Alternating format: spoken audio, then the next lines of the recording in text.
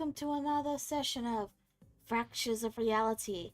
We got a full party this time, so it's bound to be quite an entertaining session, if a bit crowded. So bear with us if it gets a little talkative at times. We're gonna try our best to keep things easy to understand, but you know how it gets with larger groups. Yeah. With that said, let's just hop right into it. You all have been waiting for a while, on both sides. But you all made your way, and you have finally returned to your own plane of existence.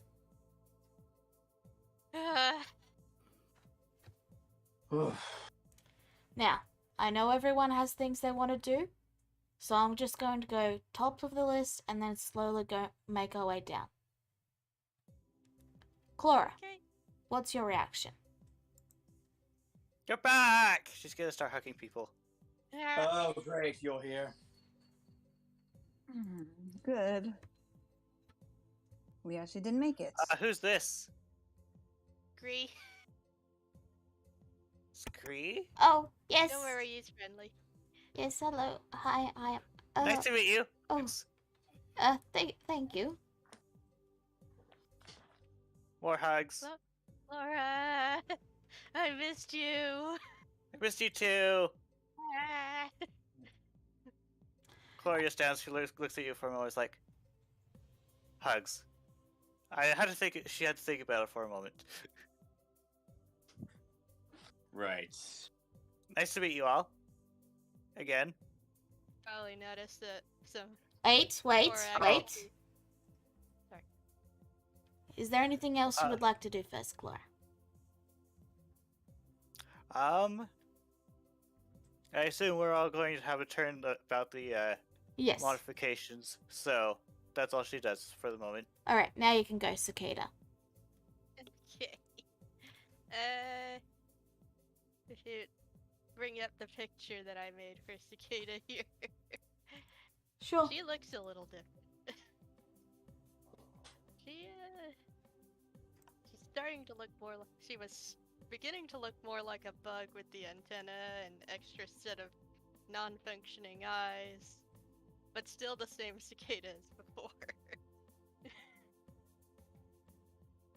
And she's just so happy to be back with among friends and breathing fresh air. He's practically Surrounded by crying. Anything else you would like to do, Cicada? That's it for Cicada. Okay. I have something for Cerveza, but I'm gonna wait for that. All right. Neku? Charlotte just gives a small smile as she sees everyone return and gives a wave to them all. Her hand seems to be on a new book of some kind, though the smile was a bit pained. It's good to see everyone return. Indeed. There you go, Charlotte. We didn't have too much difficulty getting us back. She gives a knowing look. A knowing look. Charlotte just shrugs. Wasn't too much. So we've heard.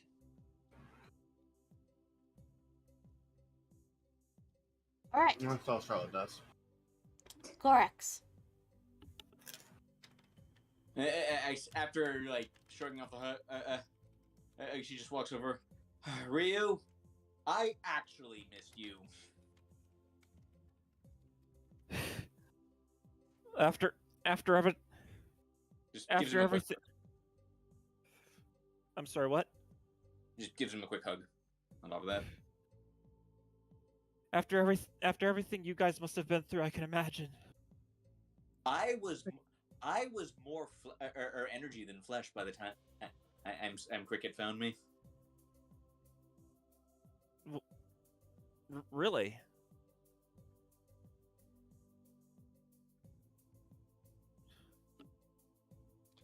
All right. I'm sure Jezebel would love to and shoots a knowing look at Alexander. And I'm sure Jezebel would love to go into detail on what happened to her. Thank, thank the gods you all made it back. Korax, from like the distance, you can just feel a glare in your direction. You knew this was coming, Jesse. Anything else you would like to do, Woodward? And yes, you all see a pillar of flame and show up in the throne room. A pillar of green fire. Okay, guys, like, and then Vienna shows up holding like just this large orb of magic. Okay, guys, hey, guys, as I finally figured out a spell that it'll help find them. Oh, she just looks at all of you. A bit late on that. Oh, all right then. And she just like tosses the spell over her shoulder, and it just flies out a window. What it's gonna hit? Who can say? Cephas is gonna try and catch it. Wow, I can't believe we actually raced a god and won. And I got distracted. It trying to get to the portal you first walked through. You mean the one in the Underdark? Yep. There's a magic wall there. It was very rude to me. It was a bit funny. So there's a barrier around the Underdark now. Yep. Now, if you'll excuse me, I need to go. Now, if you'll excuse me, I need to go. Keep trying to break it. And she teleports away, then teleports back, then teleports back in. Oh yes,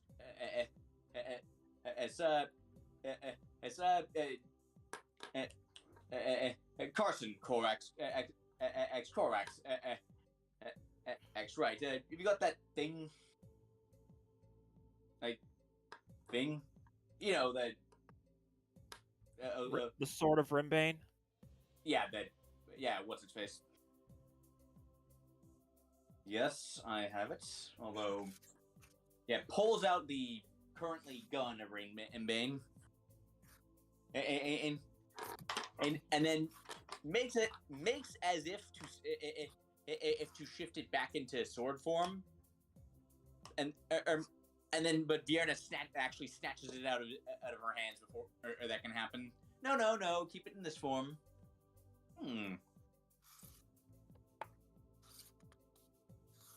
It like, and Korax is like, oh, Mercy's gonna kill me.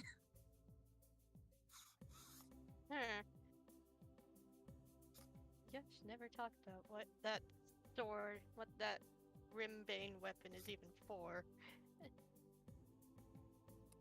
Not important. It's Probably taking care of an evil god.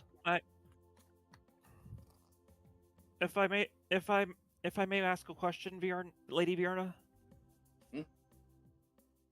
I understand that you couldn't make it into the Underdark with there being a barrier and all, but do you at least know the status of our informants?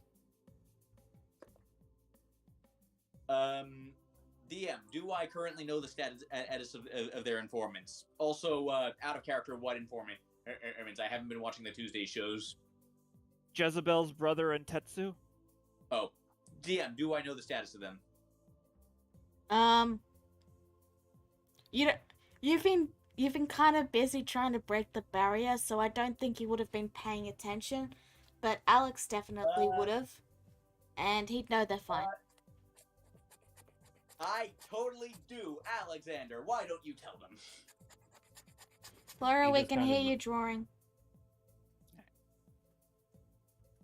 But yeah, he just kind of raises an eyebrow at Vierna and he says, "No need to worry. Both of them are fine."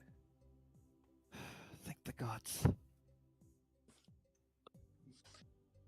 Yeah. Isabel just kind of looks away, but her shoulders seem to somewhat relax a little bit.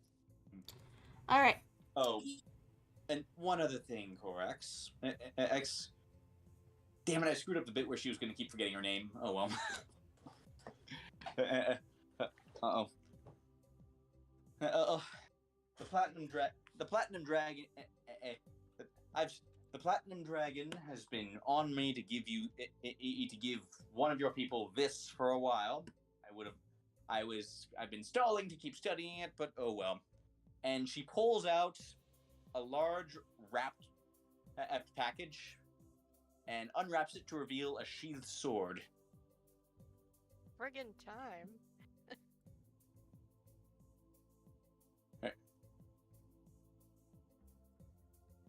And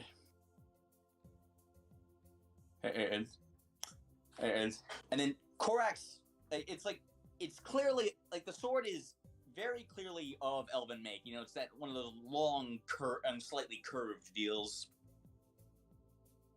Korax narrows her eyes at it, and then widens. Is that what I think it is?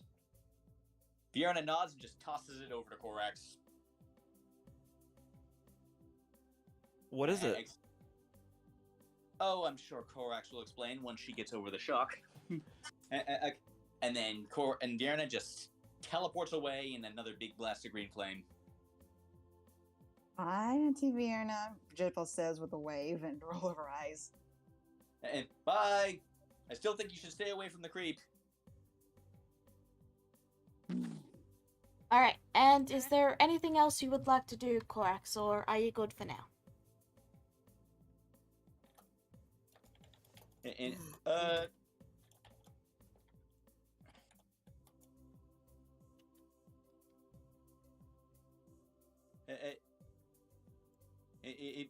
All right. Well, yeah, like Rox is still staring at it. all right. We'll come back to you then, later, or whenever. Jezebel. Oh, You've just returned. Jezebel looks kind of sighs as Vienna leaves, not really surprised, and then she glances over to her father. Alex, you would see that she definitely has some scales now that are somewhat hidden a little bit under her horns, but they are definitely on the side of her cheek, down her neck, that hide underneath her cloak. And they're the same color, at least close to yours.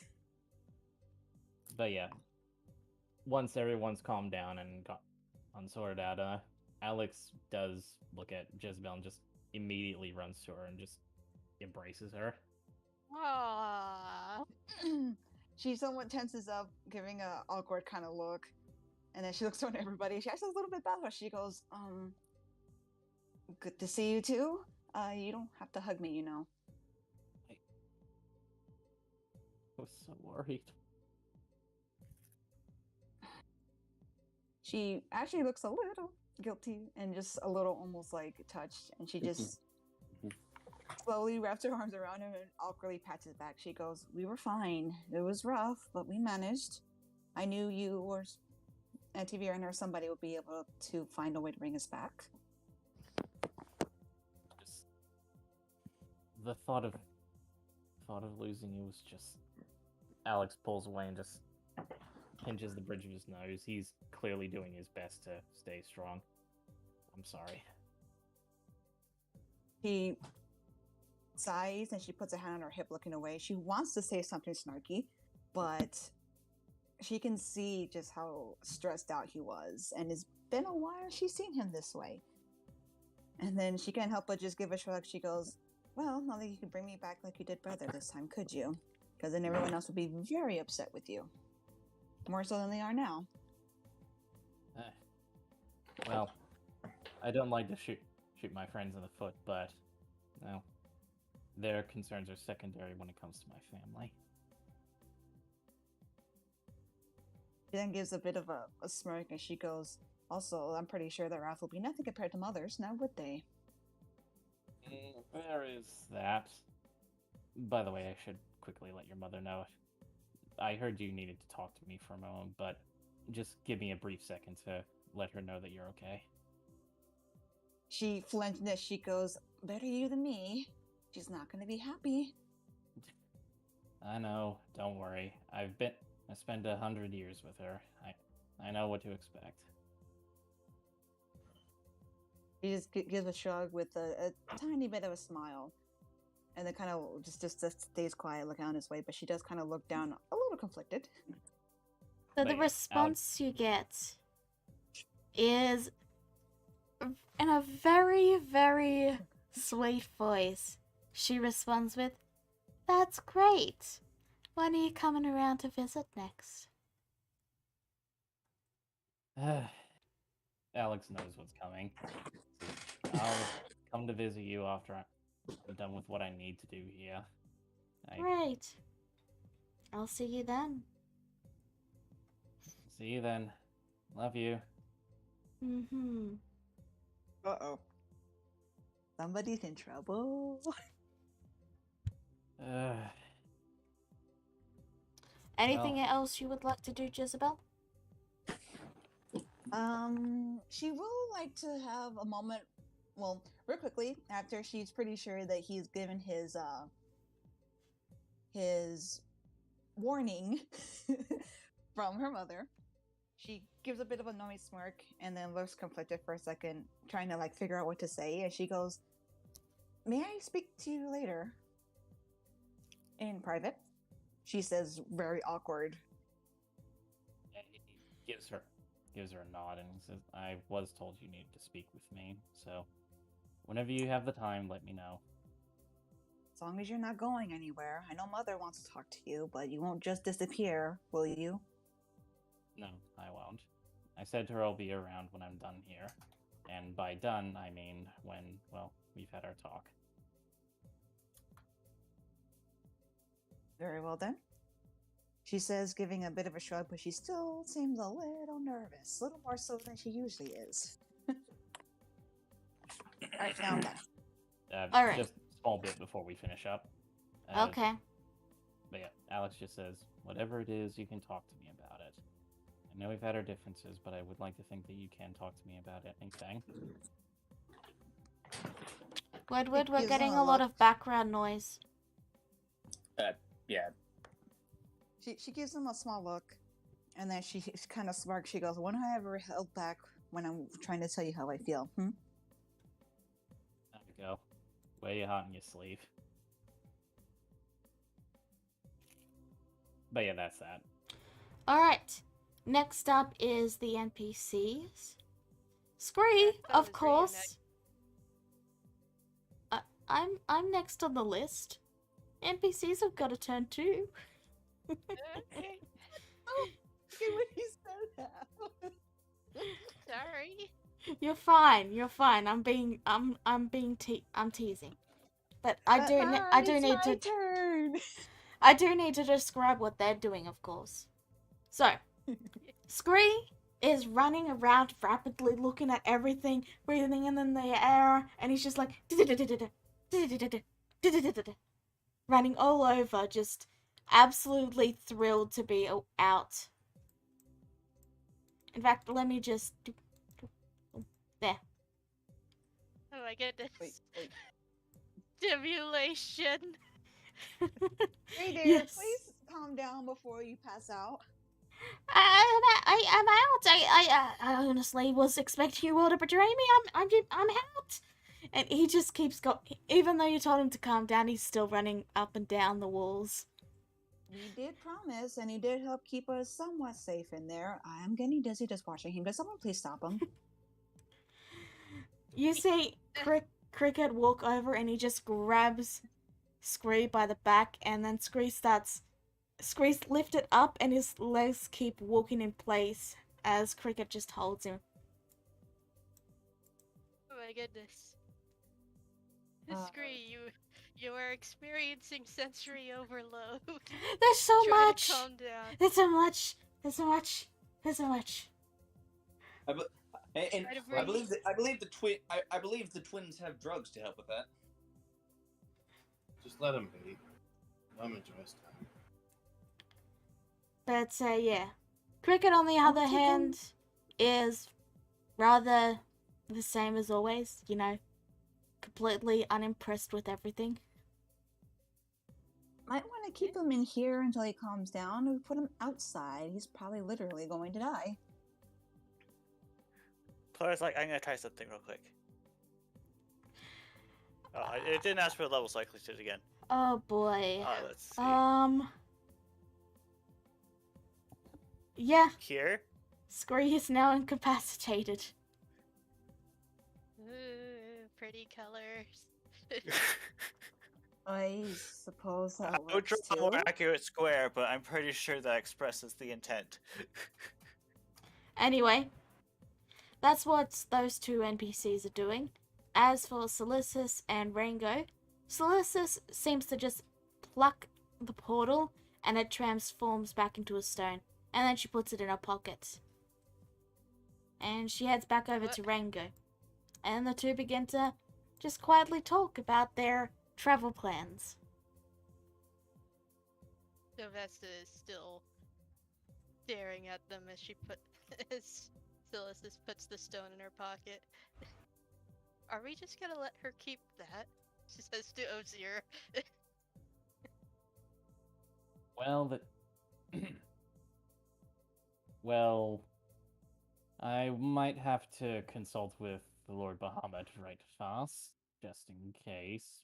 But more than likely, he's not going to be happy for her to keep it.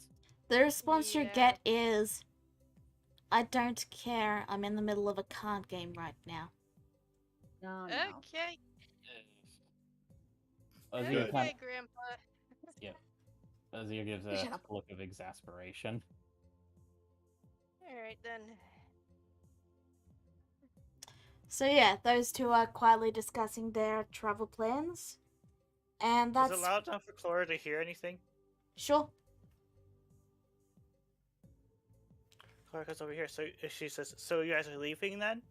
Oh, not right now, but we will be eventually. What's the scale of this eventually?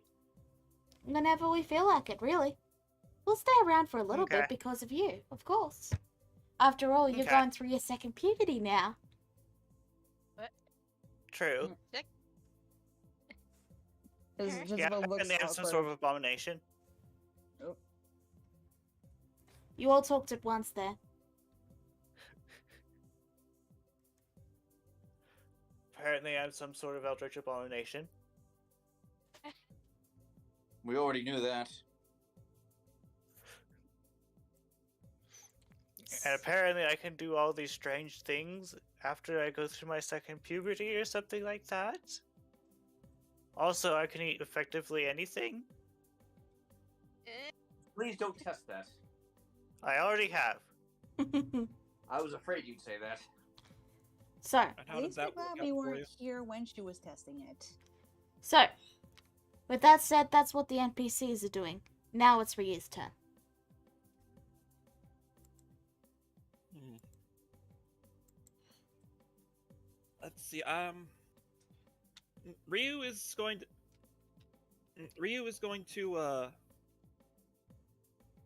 He's going to hug. First, he's going to hug Cicada. It's good to see you're all right. Same to you. Oh my gosh, I missed you guys so much. I don't know how long it was for you, but in the short time it was for us, I missed you too. He goes, he's gonna go up to Jezebel, Elle, and just tell her, I knew I wasn't gonna be rid of you for long. She gives a bit of a smirk. She goes, "Miss me?" Maybe. She snickers and then can't help but grab the collar of her shirt and pull him in for a hug. Missed you too, Foxy. And Cicada and I have been alone with her for 3 months. Our time. How much time has passed in this world? A good few days at the very least. Yeah, it's been a couple of days. Oh my goodness. Didn't Clara have to walk for a week or two? Yeah. So I'd say it's been about 2 weeks. In total. It felt so much longer. For Where's you, your it was. week? Oh, great. We did age quite a bit in there. Wonder if that makes us older or younger now. I don't think we ever discussed age. Well, after I've had the little talk with your mother, I'm sure we can organize a earlier birthday, depending on how much time. We don't know how much time. We had no way of measuring. Not really, unfortunately. But it definitely didn't feel like 2 weeks. And to be fair, in a place like that, and in a place like that, anyone would feel like it's an eternity. Let's put Alright. it this way, dear Foxy. While we were in there, we learned the area fairly well quite a few times. That we learned what to avoid, how to avoid it, where to go when we needed to go, and how to keep ourselves alive. As well as you can see, she points to her face, points to cracks, and points to the cute antennas on Cicada's head. Yeah, those aren't permanent, right? Be glad it wasn't like it was before, dear. She turns around, pulls up her cape, and shows the holes in the back of her shirt. I had wings before I came over here. You did? Really? Briefly, Lucky. they weren't as big as she glances to Alex for a second and then clears her throat and looks away. But they did ruin my clothes, as you can see. Well, I should be able to figure that out for you. I'll visit our usual tailor and I'll get you a new shirt. So, is there anything else you would like to do, Ryu? I think that's it. Alright, last stop is Telos, and then we can go back to natural roleplay. And there's Sylvester as well. Yeah. Yeah. Alex sighs and he knows that despite how relieved he is to see his daughter, he should give her a little bit of space now. He walks up to Sylvester and pats her on the shoulder. I know you said you were doing it more for your own interest, but I do appreciate you helping. It does mean a lot. Yeah. No need to thank me or anything. What? What? I'm not allowed to thank one of my friends for lending a hand when I ask. I mean, I'm always happy to help. As long as it isn't, like, you know, illegal or anything. I Taboo. know. I know. You've got a thing about meddling. Yeah. And I'm sorry I meddle as much as I do. Just a young god needs to get himself established. Indeed. And then Sylvester, you just hear Vierna in your head. I will never apologize for that. You shut up. No one asked you. But Clara's yeah, like, who's that? That was Don't. Bjorn. personal stuff. But that being the case, we should also make sure they know that if they're not particularly happy with their changes, as I'm sure some are, he looks over to Scree, we could try to do our best to make it a bit more amicable for them. Are you asking her to build a new body? No, I'm just merely saying that we may try and fix it. Stimulation! I should.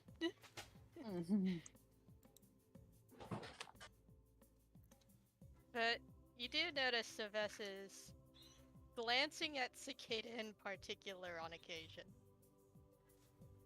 Right. I had a feeling she was your little pet project, as you put it. Indeed.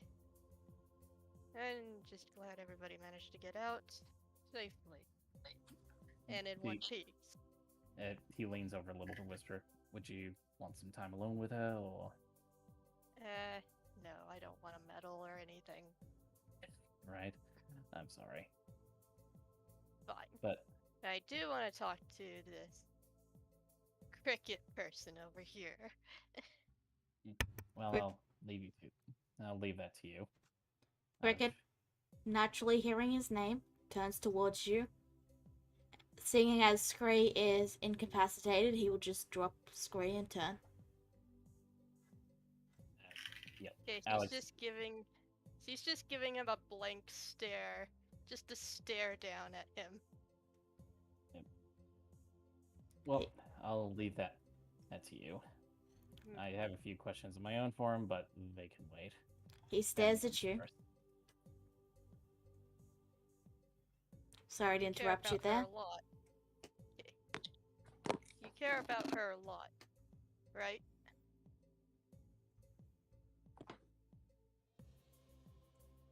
She is my warlock.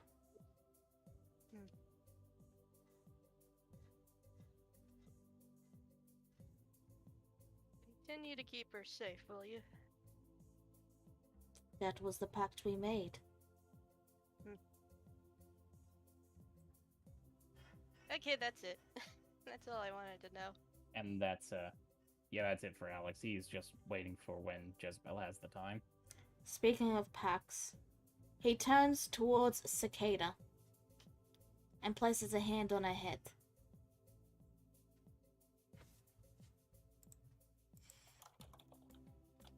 There is something you have wanted for a long time, is there not?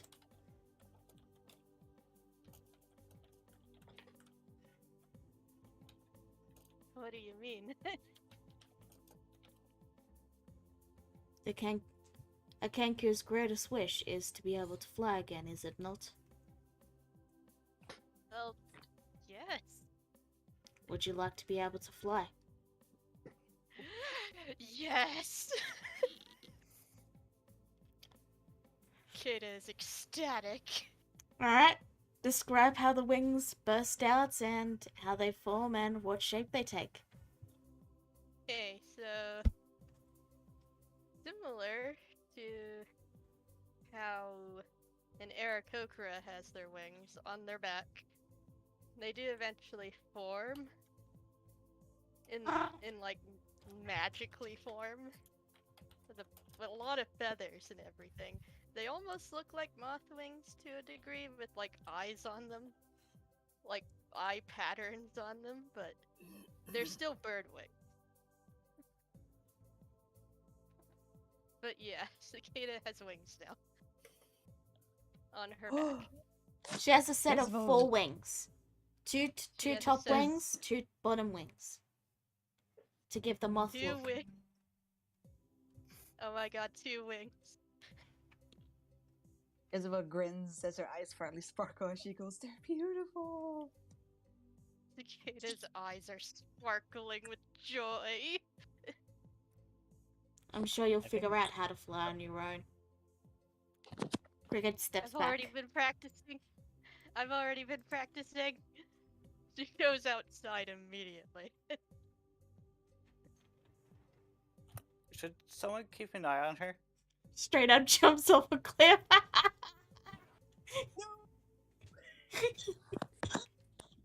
Yeah, I'm just gonna stand casually close with Featherfall at the ready, just in case. But yeah, it takes you a little bit, but you do eventually figure out how to work your full wings, and well, it's a little wobbly at first because with full wings it's a little hard to balance, but you do eventually get it, and soon enough you're flying around free as a bird. Your flying speed is 60 feet. I need to add fly to her abilities now. Nice. Sylvester is very surprised by this and looks back to Cricket, and she just goes, "You just single-handedly broke the one thing that I've been trying to get rid of this entire time. How do you do it?"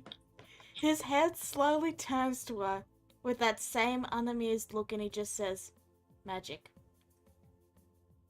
You gotta show me, man.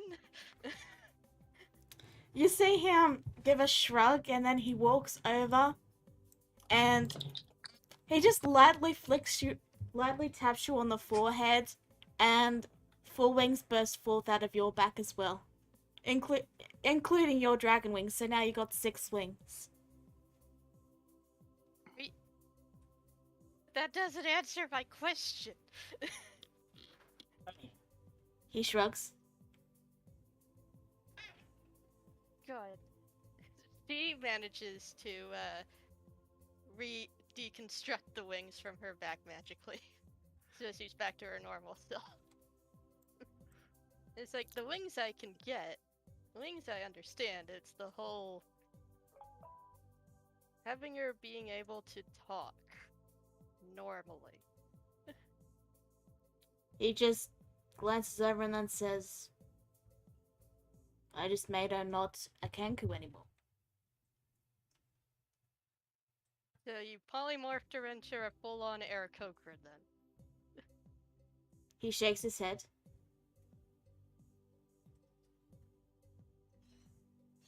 She is Cicada. You're giving me a lot to think about here, sir.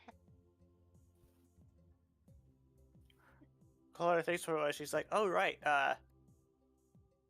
What were you guys? He's here now. So is he made of those 3 stones now? Are you able to tell?" Oh yes. Hold on. In fact, that's probably So that's how he probably made the wings. He just magicked, as he said. Yeah, so through if Cricket dies, 3 schools of magic will cease to exist. Yep. Fascinating, ain't it? Oh boy. That is Insert a, the concern meme. Concern, indeed. that is a problem we may have to address at some point. Yeah, at some point, but for now, As I'd you say guys this is a win. as you guys are all discussing that, Cricket actually speaks up and then says, conjuration, evocation, transmutation.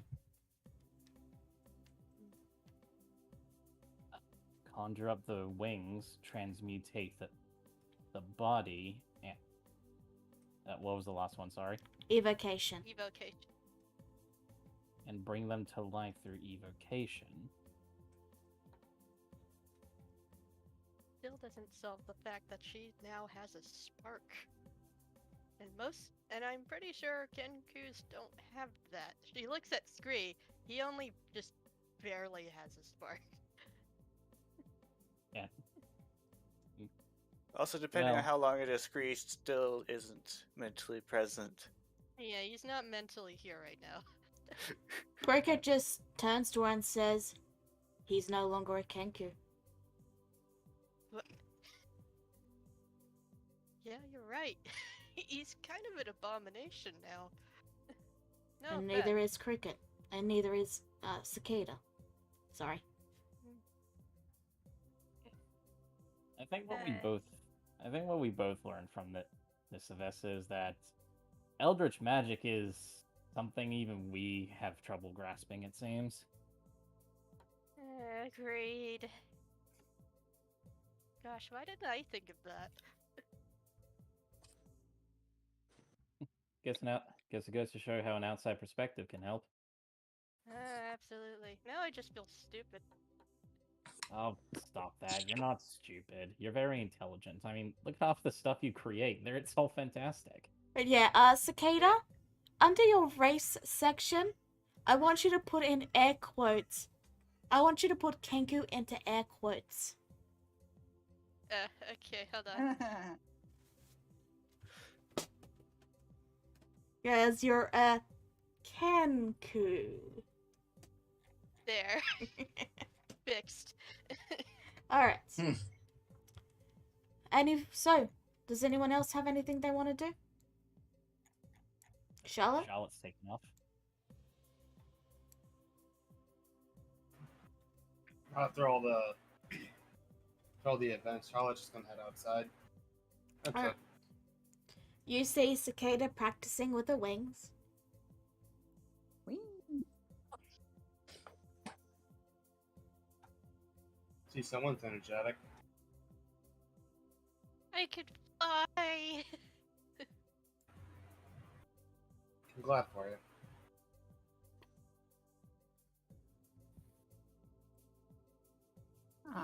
I might have something. I need to. Well, I'm still gonna have to talk with Alex, but real quickly, Jezebel notices Charlotte walking out and bursts after her quickly and says, "Charlotte, do you have a moment?"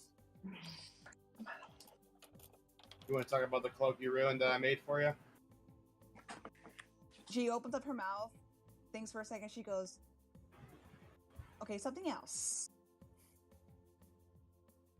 All right, what is it now? She looks a little awkward as she scratches the side of her face where the scales are at, and she says, "I feel I need to apologize, dear.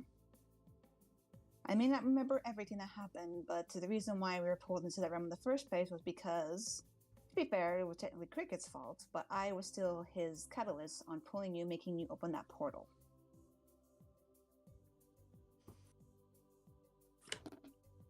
Yeah. That is the events that happen. I don't see a So, reason I can to help. apologize, so. I believe I do. I'm the one that agreed to become a part of this contract with Cricket. Understand that, of course, I did do it to help protect Cicada. She said that she actually gives a quick, amused smile, seeing Cicada flying in the air. So cute. Whee! And then she looks back to Charlotte, looking serious again, and she goes, "But nevertheless, it was still me who actually dragged you over there. I believe I probably should be more specific, where I kind of expected, to be fair, somebody either knocking me out or, worst case scenario, killing me before something like that happened." You think too lowly of your friends, even if they're not your family. If you think that was going to be the end result, Jezebel. Or so it would have been something that I would have done, to be fair. And I suppose I feel the need to apologize for that. Had it been probably anybody else, I probably would have done it. But again, I guess everybody kind of knows the way I am now. So due to that, not only am I apologizing for that, but also for the fact that it was me that dragged you over there. May not me specifically, but I was still the person that ended up doing it. So either way, I still feel the need that I should apologize. I'm not accepting. Oh? Sorry. The fact that you mentioned you would kill me in cold blood kind of makes my skin crawl, to be honest. You kind of disgust me, even, Jezebel. Wouldn't be the first, she says with a bit of a sigh, and she gives a shrug. More so, I wouldn't exactly kill you, as more just incapacitate you, but then again, I would have also been able to find a way to at least make up for that wrongdoing. Why? Revive me by having your dad do it? I wish I can revive my dead friends. No, she says with a bit of a frown. I wouldn't go far as to say that. To be honest, I probably would have asked Scree for a favor. Cricket. Since he is my patron and all that, but I wouldn't go so far as to have my father, more so ask of here for my father for one. Because that's not something I would do. And then I already know what he did was wrong in the first place. It's one of the reasons why I'm upset at him. Jezebel. What if I killed Cicada? She looks a bit surprised at that, and then she gives a bit of a scoff as she puts her hand on her hip. What if you did? How would you react to that? What She would gives you a do smile. if you didn't know the murderer? You didn't know where she went. She was just gone one day, never to be seen. What would you do? You know the answer to that already. After all, that's what drove me for a while until I figured out my brother actually wasn't dead. Yeah. Usually add more blood to your hands. I don't do that way. I will find, even if they are dead, I will find them again. And that's what matters to me. Gets her head a bit curious, and then she gives a smile. She goes, "You have changed, and that's good."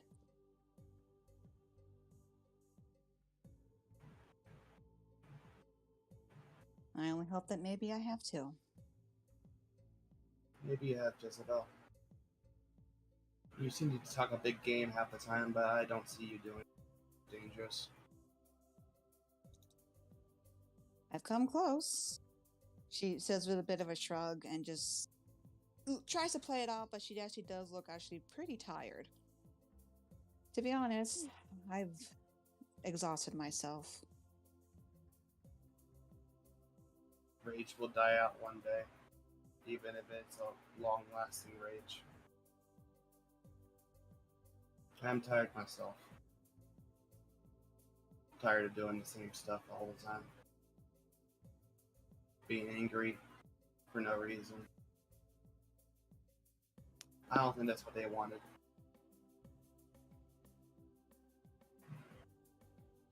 Well, But in the end, it wasn't what I wanted.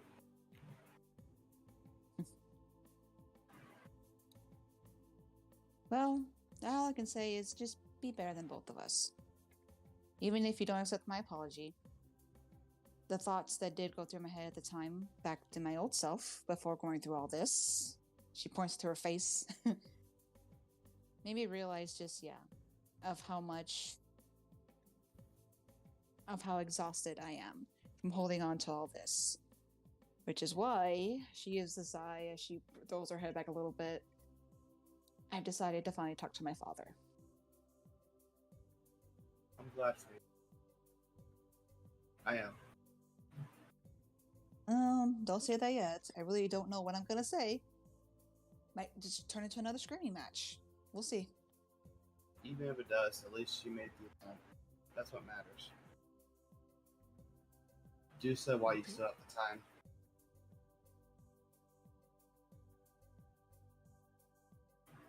I'll try.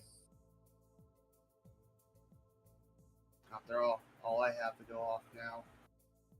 Charlotte holds off a notebook. It's their last moments and their thoughts. She looks at the book and then gives an unnatural real smile, glad for Charlotte. And then she thinks something and she looks away with a better frown. She goes, "Oh, great. I just realized there's someone else I need to talk to. Fantastic."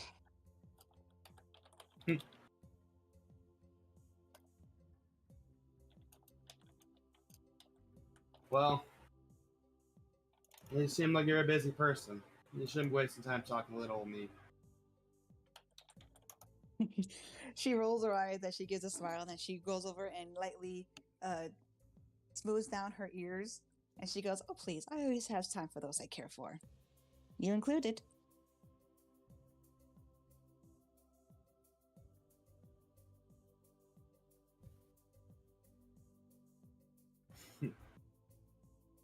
Charlotte gives like an actual smile at that. She seems rather happy that someone's playing with her ears once more. Very well. Then I suggest you read up my manual on what I need for my needs. You have a manual. That's a first. Oh, it's complex. It's written in Rapid Folk. I don't think you'll ever understand it fully. But you can try. Well, you piqued my interest, dear, so I'll have to probably look at this later. Very well. For now, I'll just watch Cicada. Read my book while I'm at it. Just make sure she doesn't fall, please. She gives No a problems. concerned glance for a second. I have abilities to stop it, so don't worry. Wonderful, she says, and then gives stops for a second, reaches over and gives Charlotte a quick squeeze and a hug. And she says softly, "Thank you." And then lets her go and then heads inside to go find her father. As Jezebel walks away, Charlotte just huffs and speaks slowly to herself. If I didn't want you back, I wouldn't have done all this for you to begin with, Jezebel. And then she goes back reading her book. Laura, we can hear you typing.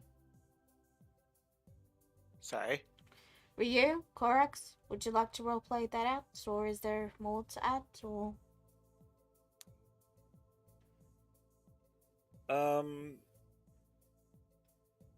What? Yep. You heard Lala, right? is there more you guys want to talk about there, or are you done? And he was driven crazy. Like, looks at Clora's parents and takes a step away. As you look at them, you hear them talking to Clara about their plans. I mean, there's this realm that they have these weird like tentacle dishes. Like there's this one dish that has these tentacles that like can lift your skin off your body and then give you a massage all the way along your body. And they're quite delicious too. Chloe's like, what? It's I mean, if you can get past the pain, it's actually quite nice. And you eat it? Well, yeah, once it's finished, it'll die, so you eat it. Okay. Korax. Yeah. Listening to that woman talk makes Clora's music sound like a lullaby. All right. You done? Or And how long is she going to be staying with us? I have no idea. I try not to say anything to her because, well, you see what happens when she starts talking. Great.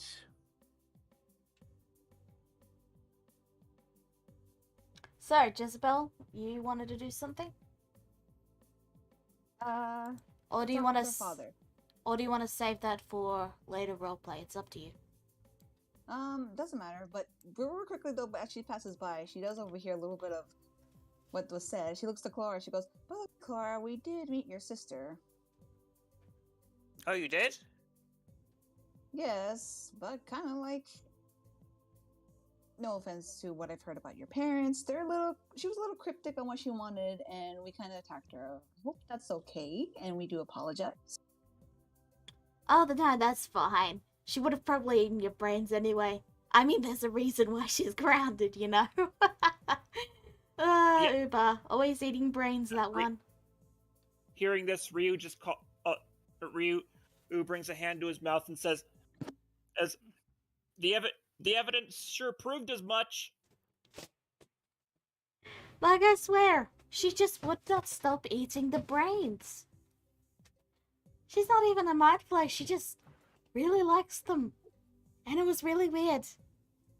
And she kept stalking us, like following us through realms, and so we grounded her.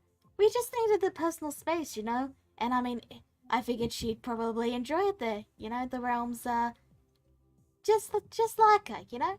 She's very much Still back- at home. Still putting distance between in herself and them. I mean, if she ever apologizes for the brain incident of a Gamma Zelta, and then you all take one psychic damage as they say a name that none of you can comprehend, except the gods, and the name that said terrifies you. Does Clara still take the damage? You don't. Okay. Just making Mm. sure. You hear Jezebel it. holds her head. See what I mean? Watch your language. Oh, I'm sorry. I forgot. You guys can't speak Eldritch. Not this again. I'm sorry I asked. Oh, we're gonna have to teach you Eldritch one of these days, Clara. You know, we gotta get you to know the difference between your Yogg-Sothoth and your Yogg-Sothars. Which are. Oh, one will eat you and one will hug you. If they That's th- strange. if they teach her Eldritch, we're gonna end up having migraines every 5 minutes. Then we'll have to make sure they don't do any more near us, Jezebel mumbles as she pats Ryu's shoulder and then starts continuing walking towards her dad. Okay. Well, can Cicada learn memory modification spells, I wonder? Regardless of Potentially. that, You'll have to ask her when you'll have to ask her when she gets tired of flying. I So- never thought I would condone such magic under any circumstances, but our need is great now. Jezebel, you wanted to talk to your dear daddy? Mm-hmm. She walks over to him awkwardly and she goes, I suppose we can talk now. Slightly away from everybody, if that's okay with you. That's perfectly fine. I will He be just with gives you a shrug always. and then walks to the corner. Cicada looks to you as you all both leave and just says, I will be with you always.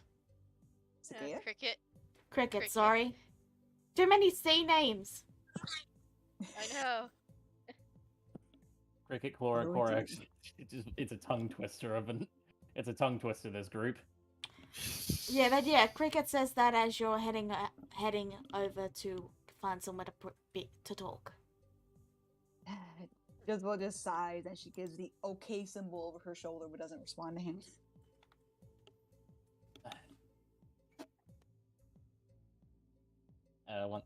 Once I get into a proper place to have a private conversation, Alex says, "Alright then, by all means." He crosses her arms over her chest, tapping her foot, like, in her anxiety, actually showing a little bit of, like, her dad's side for a second, because she's not too sure how to start. And she goes, You know I'm still upset with you, Riss. He nods. And you have every right to be. So I believed, and so I held a grudge for a while, just because of the fact that for a very, very long time, I always questioned why you never helped me or even bothered looking into the fact that brother was apparently, she quotation marks, murdered, and didn't help me find the murder for years. Years, Father, I looked, thinking that there was a murderer. You never bothered to at least tell me that I didn't need to look, or that maybe give me a hint? I wasted a good couple years looking, I hope you know. I'm well aware, Jezebel. And I am deeply, deeply sorry for that. It's just the way how your brother looked at me when he made me promise not to tell you or your mother, it hit something inside me. You know I'm a flawed man, and I'm willing to admit that. But at the same time, I know that it doesn't change the fact that I still hurt you. I hurt your mother, and I've hurt your sister, and I've hurt my family. I can't forgive myself for that. And I just want you to know that even if all I did for love I did out of love for you, your brother, everyone that we know, I still hurt you all. And I'm so very sorry. Gives a sigh as she kind of shakes her head looking downward. I know you're sorry. But the fact of the matter is that she gives a scoff with an ironic smile.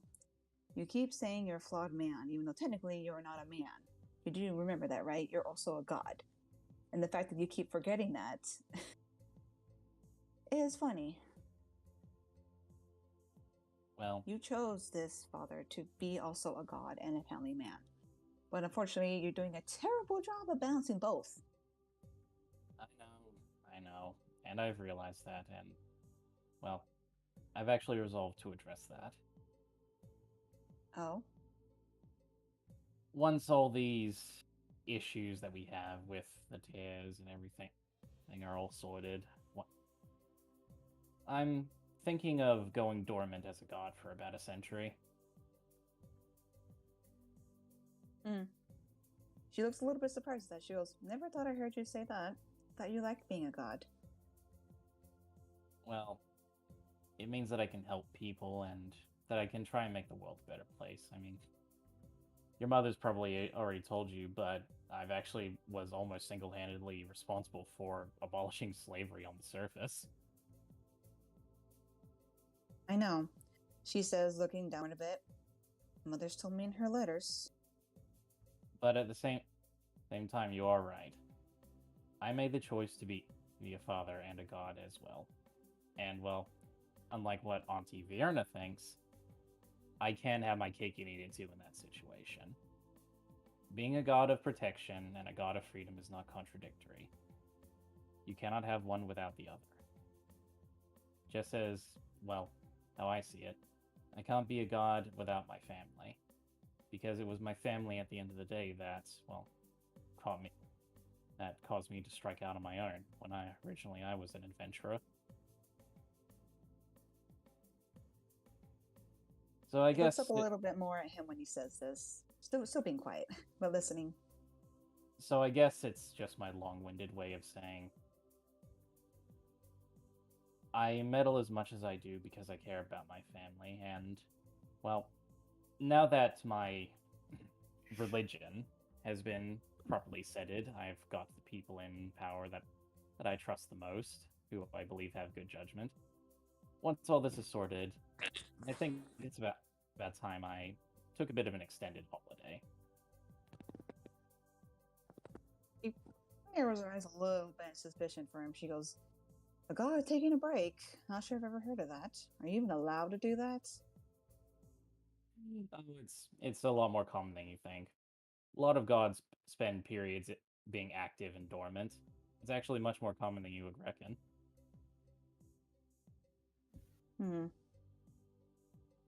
She kind of like stares him down just to see if there's any like BS in his words. But she can tell, even without the insight, that he means it as her gaze somewhat lessens a bit and she goes, you're serious. He just kind of gives a small smirk and he says, serious like a heart attack. She rolls her eyes. Dad jokes. Even I've rolled my eyes at that. She looks thoughtful quietly for a minute, and then she looks actually a little sad, and she says, I still can't quite forgive you for not telling me the truth all these years. Because I'm pretty sure you know the anger and hatred I felt for the supposed murderer was all that drove me for a while. Yes, I still had my task of helping Lady Rura and the Still Dragons, and that had become my focus for a while. But then after hearing about the murder and the fact that you allowed it to happen the way I used to think, drove me for years. And now that basically I know the truth, and after going through literally hell and back, I find I'm not mad at you anymore. Well, that does honestly mean a lot, Jezebel. I know you said you can't forgive me, and I don't expect you to. Just, it's really good to know that you don't hate me. She looks bashful. She goes, I never really hated you. I was just mad at you for keeping it a secret. I know I made it feel like I did, but in the end, no matter how frustrating you can be, you're still my father. I never hated you. And I'm sorry if that's the way it came out from. Alex smiles. He actually looks like he's kind of holding some tears back a little bit. And you'll always be my daughter. She looks bashful for a second, looking downward, awkwardly, not really knowing what to say. She goes, "Of course I am. You and all my other sisters, including my pain in the butt brother, who, by the way, I punched in the gut, and I'm going to punch him in the face next time I see him." So I'm at him too. How's he doing last you saw him? Apparently okay. He's what, a drow now, right? Yes. With a Yes. boyfriend? You know he has a boyfriend, right, Dad? He was a little bashful about admitting that to me, but I don't like him, Jezebel says, pointing a finger. He's weird. And he lied to me as well. But he Your doesn't. mother's But probably he not gonna be- doesn't. But it's not. It's canon now. No. Yes. No. But Alex raised his hand and said, in all seriousness, though, your brother's been a very strong person to go through all of this. I put a lot on him, a lot that I really didn't want to, but for the sake of the people we care about and for the world that we live in, it was something that I kind of needed to be done. But that's neither here nor there at the moment. She just sighs, shaking her head, and she goes, "Well, either way, I still need to talk to him as well." She gives a sigh as she actually looks like her walls are down, and she just closes her eyes, looking really upset. "I'm just tired. I've held on to this hate and this anger for so long, and now that I know it was misdirected, I'm still upset, but I'm also just tired of being mad." Alex rests a hand on her shoulder and just gently pulls her into another hug. It's okay to give yourself a break, Jezebel. It's something that I had to learn a long time ago. It's okay to let yourself just breathe, relax. Even if it feels like you need to act constantly in order to make sure that the world doesn't fall apart. You'll be okay. You need to take care of yourself as much as you try to take care of other people. She doesn't really, she's a little tense in his arms, but he still starts to relax, but her shoulders do seem to shake just a tiny bit, and you can feel it. And she actually gives a upset smile. She goes, "I'm not a good person. I've done a lot of really bad things coming all this way. I'm not like you." Well, and I'm not judging you for that. Because you want to know why? She kind of glances up to him silently to hear what he has to say. Because it's a father's job to always love their children no matter what they do.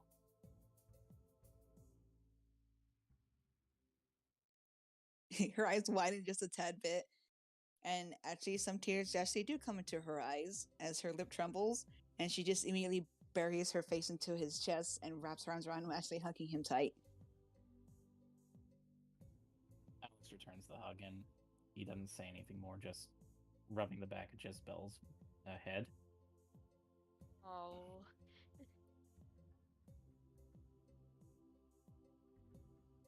Partway as she's crying, she kind of like pokes him in the back, and she mumbles into his shirt, "Don't tell anyone I cried. I will kill you." I promise, sweetheart. And this is one little secret that I'm okay with keeping.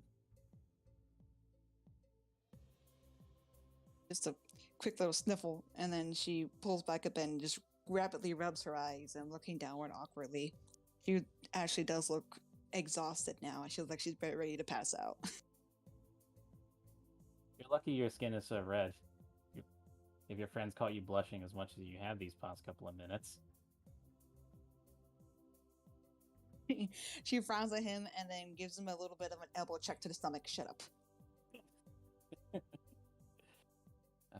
Well, just take what I said to heart, alright? Give yourself a break, let yourself to rest. He just Take it. gives a nod, looking downward. And hey, if you're ever worried about if you're a good person or not, just focus on what matters to you. You've done right by your friends. You've done right by your family, haven't you? Question that sometimes, but my family and these bunch of interesting weirdos, she says, looking to Cricket, and then looking to Clora, and now Scree. Devessa is currently looking over Scree at the moment, still Yeah. pondering something. Well, They've tolerated me so far, so hopefully that's a good thing. I'll leave you with some words from a bard I once met a couple of years ago. I've been a sinner, I've been a saint, done both good and evil deeds, but in the end I was good to my friends, and that's good enough for me. She actually smiles and up to him, grateful. She goes, "Thank you. I'll try to remember that."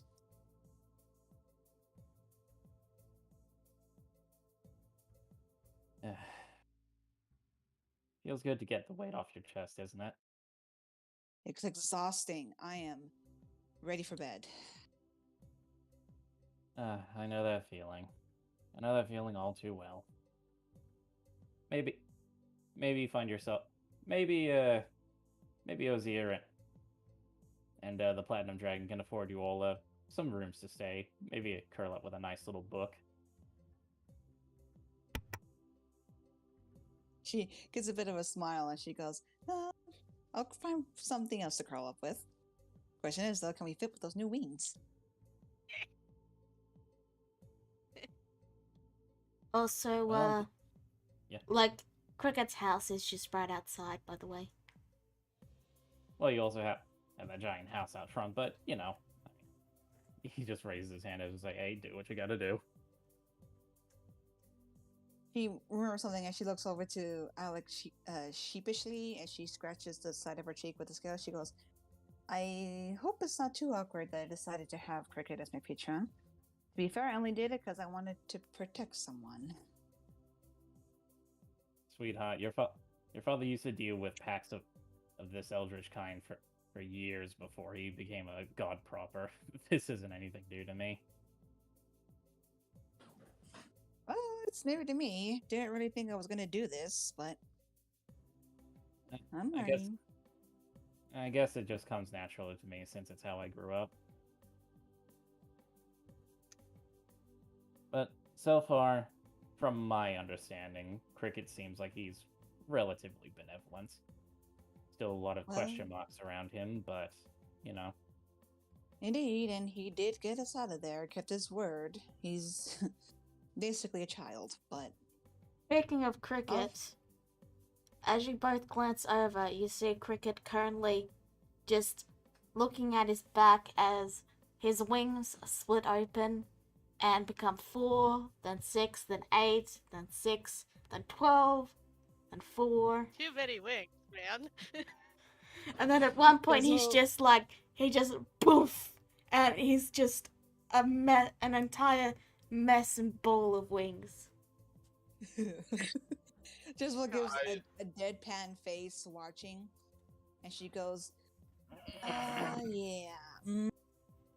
I'm still trying to figure him out. I'm hungry for chicken. Do you say that in character? I am outside. Okay, I wasn't sure. Kentucky Fried Chicken. But Alex does sign. He says, well, anything else you need to talk about? She looks thoughtful. She goes, no, I've had enough emotions for one day. Probably a year. Well, I've got plenty more to spare since I need to go and see your mother soon, so... She actually looks a little... what's the word I'm looking for? Apprehensive? Content? Or happy? No, hold on. Apprehensive? No, she actually is enjoying the fact he's going to get a lecture from their Mischievous? mother. Yes, usually. What's the word? I know I have it. It's at my tongue. Hold on. I feel Satisfied. mischievous is so deep. Mischievous and also satisfied the fact that he's actually going to be getting the whooping that he deserves. Okay. Yeah, I need she something. just gives a smirk as she goes, "Good luck. I don't envy you." Yeah, well, I'm gonna need it, but well, you don't spend over a century together with each other over, well, something like this, I guess. Oh, she looks off for a second and then she says, "Also, let me know the status of my supposedly new baby sister. I don't know how much time has passed since we've been stuck in that realm. So if they are indeed already been born, let me know so I can send mother a gift." I'll let you know. Alex makes sure no one's watching, and he kind of leans down and gives Jezebel a kiss on the forehead. See you later, sweetheart. She looks shocked and then she actually does kind of pout. She goes, "I'm not a kid anymore." You'll always be my little baby girl. She kind of grumbles, looking embarrassed as she just abruptly walks away. As you walk away and pass by Cricket, who has gone back to 2 wings, he looks at you and then says, "Keeping that quiet will cost you."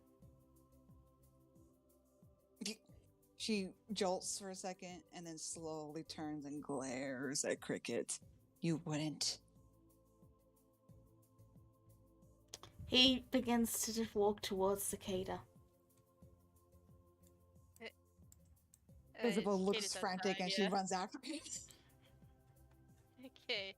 As everybody moves out, Sylvester is currently watching over Scree at the moment, and she wants to try. Alright, I'll get to that in a second. I just want to do this quick scene with Jezebel. Okay. So yes, Cricket is heading out. Jezebel runs after him and she grabs his cloak and pulls him back and says, "What's the price?" He glances back and then says, "I will tell you later." She looks taken back for a second, wondering if he's like serious, like is it something serious or not. But then she kind of grumbles as she goes, "Fine." Then the deal is And very made. roughly, she looks a little upset and then roughly like pushes him away from her and then just stalks around him and heads outside. Later on, no, I'll do it in a bit. Alright, so you go to Scree. He's still just staring up at the ceiling in awe. Okay. There was evocation, conjuration, and transmutation. I don't think I can properly change out the whole eldritch mutations that much, but maybe if I just... She holds out her hand, pats his head, and tries to perform a miracle by giving him wings. You see his eyes blast open wide as 2 jet black wings burst out of his back. And his mouth unhinges in shock as he just goes, "What?" Calm down. My goddess. Wait.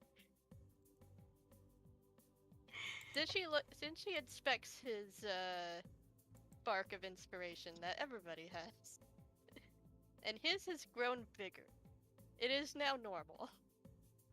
And He has immediately jumped to his feet and gone, "Thank you, thank you, thank you, thank you," and he's gone. okay. Oh my god. You Oh all my see god, that Cricket. miracle actually worked. You all see Cricket jump off a cliff. What? Wait. You mean Scree? Scree, sorry. Does anyone want to go get him? I'll get him. A moment later, he's flying through the air, he's like, I can fly! You know, doing the same thing Cicada was just shortly before. Yeah, Never mind then. Sylvester also comes back outside to inspect her work, her work, and she's smiling.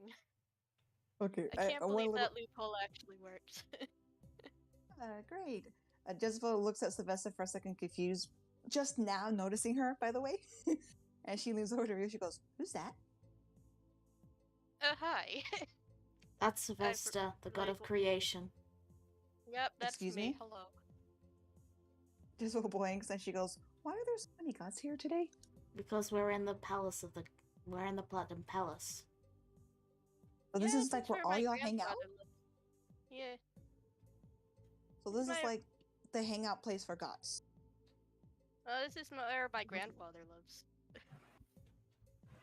You know, Bahamut, Platinum Dragon. He's my grandpa. Again, so the hangout place for gods. Yes. Pretty much. She just gives a shrug. She goes, "Okay, noted. So at least now I know probably where to find my father when he goes on one of his expeditions." Yeah, I wouldn't make the climb if I were you. It's not worth it for mortals. We have a Well, flying house. I'm not. Well, we have that one, but I'm talking about me. I'm talking about where I can probably send Mother when she's looking for him. She says with a mischievous grin. Alex does call out. On that note, I better go and see the missus. You all have a good day, and I'll be back at some point. Probably won't be in time to see you all off, but best of luck on your endeavors. Jezebel, Yep. Sorry, go ahead. Yeah, see you later, Alex. See you, All right. Sylvester. Jezebel, make sure to say thank you to Auntie Sylvester. And with that, Please do. Oh God, please do not call me auntie. I am not ready to be an aunt. Cricket looks directly at you and then says, Auntie Sylvester. Oh my God. Why? Alex kind of gives a bit of his own mischievous grin and just snaps his fingers and teleports out. Now everybody's gonna make fun of me. So I have Clara another looks at her aunt and, and she's like, haven't you been like alive for like eons? Yes, but I can still be embarrassed by things. I mean, you see my father, right? She says to Clara with a shrug. So, Yeah, he's been causing me no end of trouble. anything else you want to do with Sylvester, or are we good to move on? You Yes, good? he's just going to just observe her handiwork. Embarrassed God sounds. Alright, I'll move you all to Kriya's home then. Ryu and... Oh, wait, not Ryu, Korax.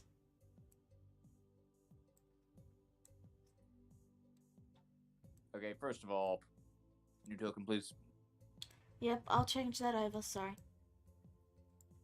Alright, since that's it for me, should I bow out here, or... You can stick lessen the around for clutter? now. I mean, there's only Alright. 30 minutes left, so... Oh, okay. Anyway, I'll just keep quiet. Korax, I'm getting you token, don't worry. In the meantime, Korax walks over to Cicada. If you're done for the moment, holds out the sword that Vierna gave him. Can you identify this to make sure I'm not dreaming? Yeah, sure. Just give me 10 minutes. Can you watch Scree in the meantime? Sure. He's flying in circles, doing loop-de-loops, and then vomiting on the grass, and then going back up. But, yeah, you identify it, and it is a moon blade. I haven't prepared the information for it yet, but Korax already knows I've already sent Korax the information, so all you need to know is it's a legendary artifact that only elves can use. of neutral alignment. I don't. Well, we're ignoring alignment, I believe, but I don't even. Where did Vienna get one of these? You mean Elves and Charlotte? Winky face.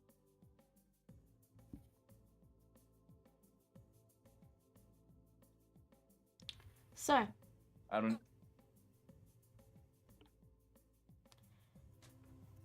Mm-mm. are you done, Korax, or is there more? Korax is just staring at it for a while.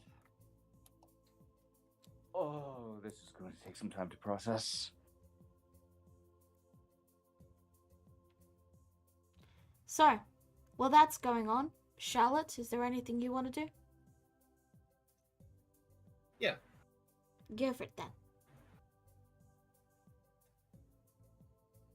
Charlotte, reading the last page of the book, as she lands over to the house once more, which has wings, by the way, for people who don't know about that yet. Yeah, the house has wings Uh-huh. now. Everything has wings now. Everything. I mean, I don't have wings. Cricket actually glances over. I can give you wings for a price. No thanks. A moment later, actually, redact that cricket bit. A moment later, wings burst forth out of your back, Clara. And then they drop off. Second puberty. She's gonna start trying to mend her shirt. Alright, Charlotte.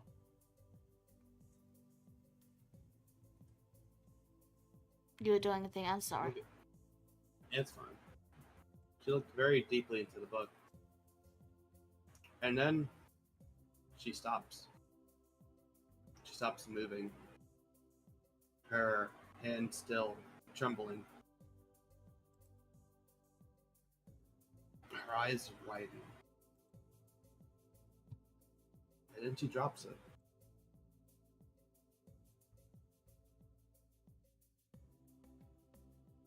Charlotte, a wave of emotions suddenly hits her. Unable to know what to really do with them. She starts panicking.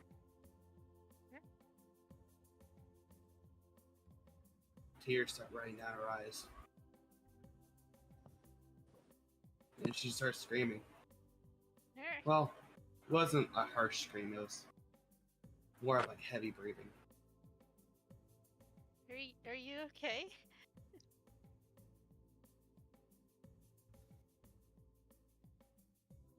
Charlotte looks Cicada, and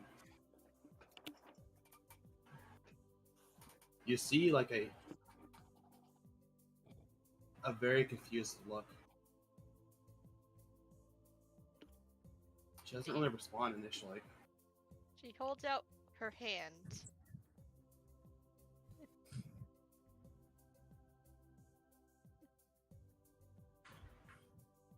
Charlotte looks back down. I need a moment, I'm sorry. Cicada. This is a lot to unfold on me.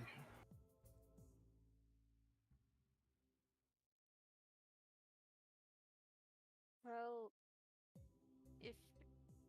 if you need anything, just call. Okay?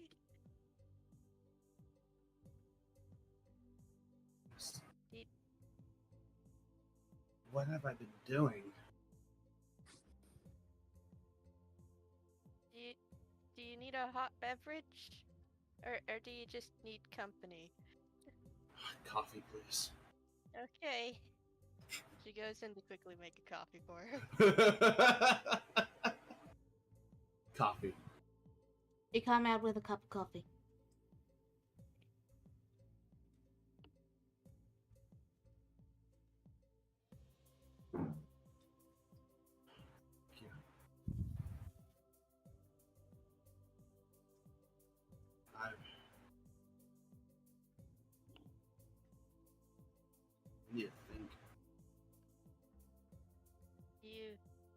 Do you want to talk about it?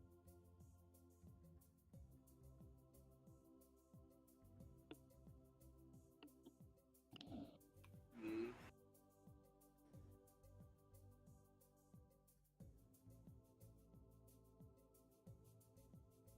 Ah,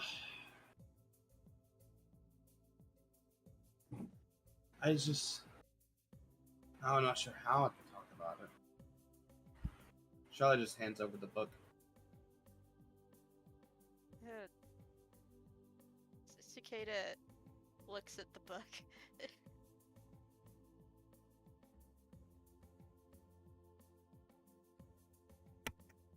Do you show Cicada the final page? Not initially.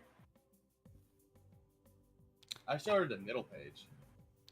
Okay. It looks to be a diary about a girl who's, complaining about her friend who's always tripping down those stairs. Charlotte fell down the stairs again. She's such a klutz. Oh, wait. Sorry. Last page. The final pages mention her looking for Charlotte and having found a lead relating to a vampire coven. I know we'll meet again. I won't stop searching for her.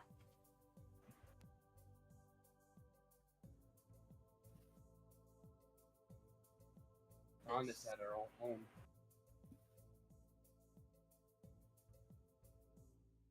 Is this someone you know? This is someone very important to me, Takeda.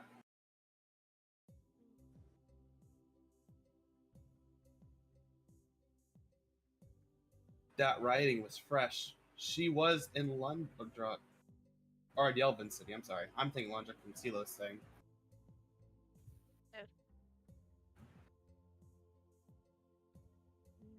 I guess she's still looking for you.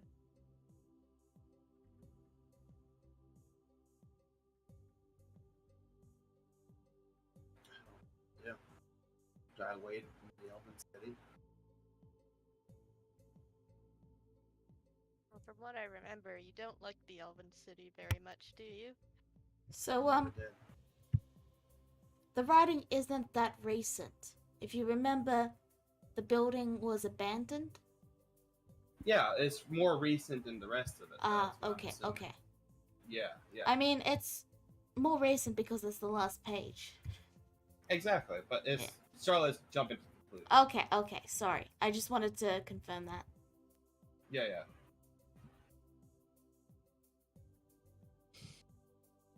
I don't know what she's looking for, but I'm gonna go find her. We can help you go look for her if you want. After the way I talked to Jezebel, I don't think would be the best thing, but maybe I'll talk to her again. Guess I owe her an apology. Well, we've already been through a lot together, so I think it's fair to say we're more than willing to help you.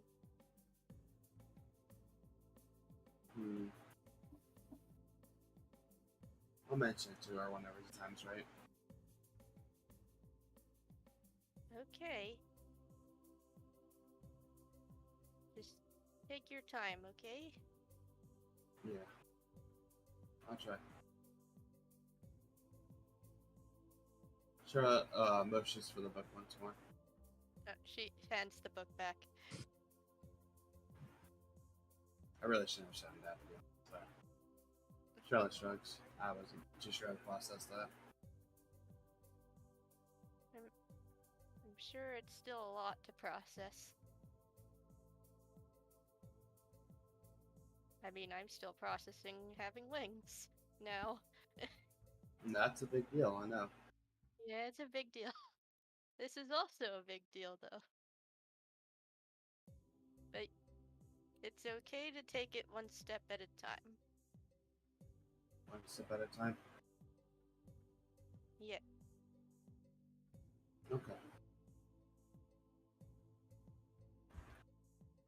Let's head inside. I can skip the workshop for the day. So, is there anything, except for Jezebel, is there anything anyone else would like to do before we wrap this session up? Except for Jezebel. Ryu Korax. actually. You go first. As a matter of fact, Ryu was wanting to walks over to talk to Jezebel, and tells her, "Hey, Jez." She's slightly half asleep on the table, and she blinks and looks up to Ryu. I've been needing to ask my grandfather something, but I think this topic concerns you as well. Oh, me, your grandfather. I promise nothing is going on. He's too old for me. No, something about. Remember when you mentioned Kagura and Rura in those sendings? Oh, she actually looks a little more awake at this. Yes? Now that everyone's back, I think it's time to get some answers. She looks a little bit surprised. She goes, What kind of answers, dear? Why he brought them up? Why he brought them of all people up while we were trapped in that world? She looks downward for a second and thoughtful, and she goes, Perhaps if you can wait just a little bit more longer before you confront him, let me send a letter to Lady Rura. I'll be waiting at the stairs. I mean a little longer than that, dear, because I need to be able to have her respond to it. I think I might see what you want to do, but as I warned you before, it's not usually a good idea to wake certain beings. Remember I told you that?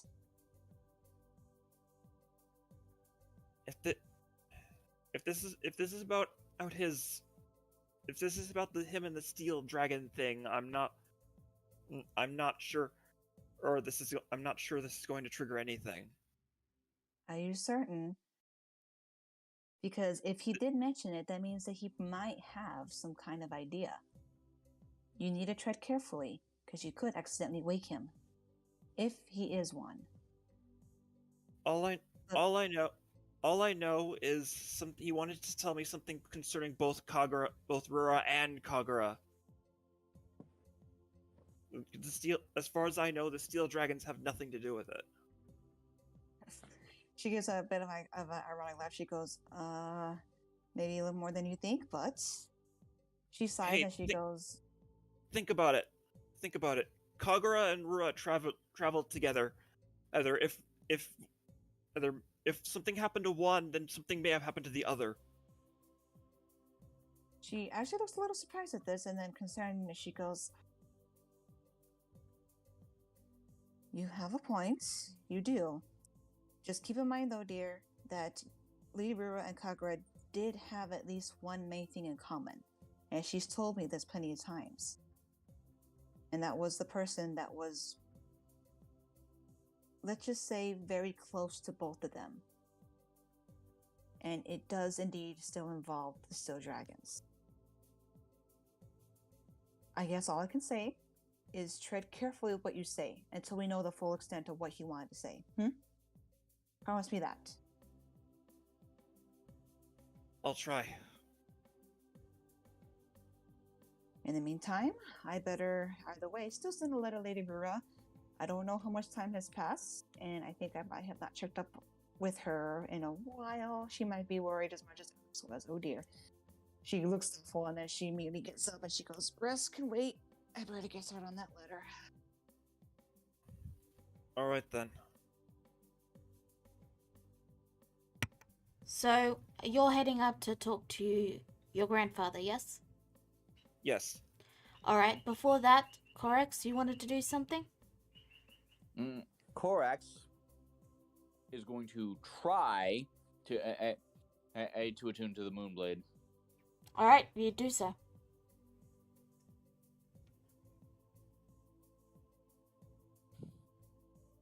Victory noises. Do do do do do do do do do.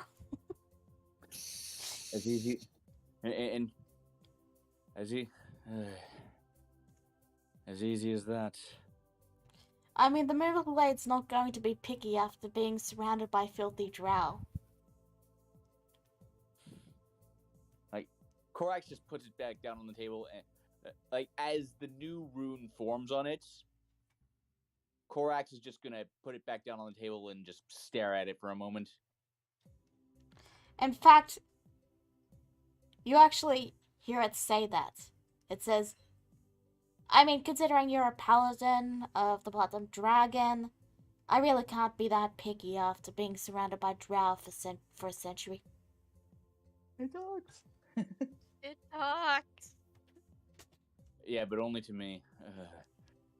Ah, What am I gonna do now? Well, as long as you use me for the right reasons, I'm perfectly happy with this.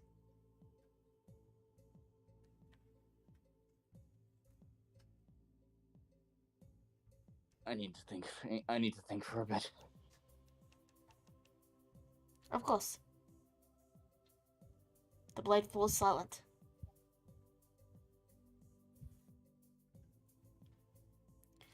Is that all?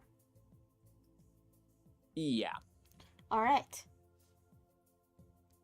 Ryu, you knock on the door to your grandfather's room, and the door swings open as you knock to reveal an empty room with a note on the bed. He goes up and reads it.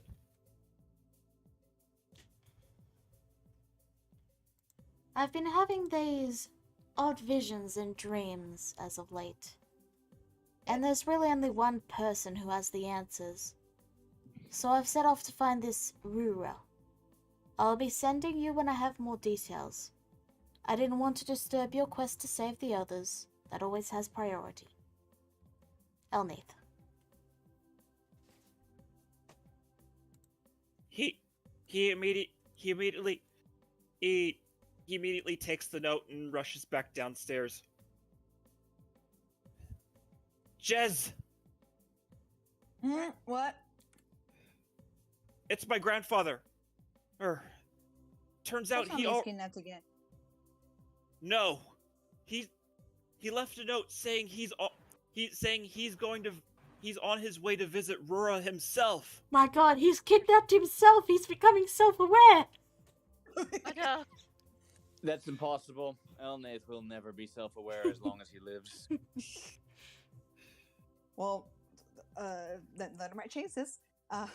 Rua stops for a second as she was like about to write her own letter, and then she groans and then she slams her head on the table and she goes, "Oh, fantastic!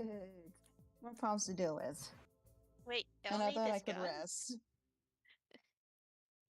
Oh, that was Wait, rather quick. Ryu places the note on the table next to her, saying, "He left this. Anything you can make of it?" She looks to the letter, skims over it real quickly. Seems he's starting to wake up, she says with a groan. Well, good news is he's going to go find her. She's probably the safest person that any of the steel dragons, she says with a shrug, could find. Thing is, though, he's going alone. We have to catch up to him. Do you even know which way he's going? We know where he's going, and you know where she is. Not always, dear. She says she lifts her head up. When Lady Rua is reincarnated, she stays with my family, but she's older now, and usually she goes off when she's old enough to go on her own. I don't think she's still with them. I could check, but even then, that's going to take some time.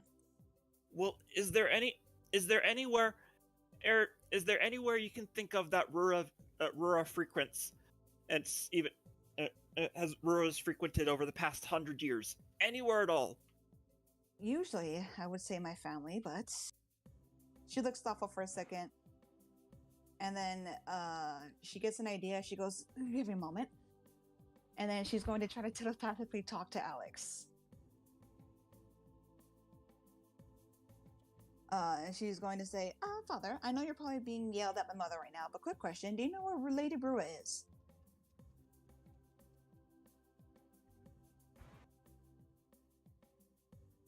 Hmm. God, please answer us in our time of need. But yeah, you just hear Alex kind of fumbling a little bit. He says, "What? Oh, Rura, she's down by the Wizard's Tower. She was heading into the forest to the west, actually, to the west of it." Perfect, thank you. To Mother, I said hi. And she opens her eyes. She goes, "All right, good news. He knows." And before you hang up, you just hear Jezebel says hi, and they hang up. she kind of just yeah, he's getting yelled at for sure. Anyway, and she looks back up to Ryu. Apparently, she went to the forest by the Wizard's Tower. Whether or not your grandfather is heading that way, our best bet would probably be to find her. And if he's not with her, then we can definitely try to have her assistance to find them. She has many skills and has dealt with centuries of helping out still dragons. Although it is probably safe to say, dear Ryu, that your grandfather probably is indeed a still dragon. For sure. Force west of the Wizard Tower. There's only one place I can think of where she'd be going.